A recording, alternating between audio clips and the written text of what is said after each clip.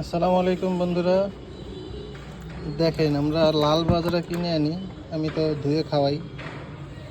মানুষ কতটা চিটার বাটপার হইলে একটা প্রাণীর খাদ্যের মধ্যে কি পরিমাণ রং মিলাইছে, পুরা লাল টকটকা হয়ে গেছে।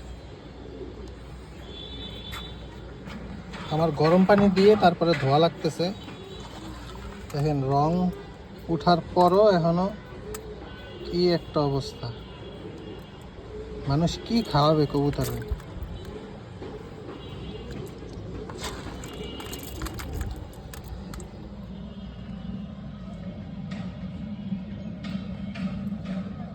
মিরপুর একের একটা দোকান থেকে কিনছি।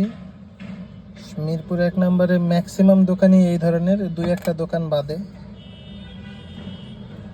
তো সব কালারিং খাবার খাওয়ানোর আগে অবশ্যই একটু চিন্তা ভাবনা করে তারপরে খাওয়াবেন।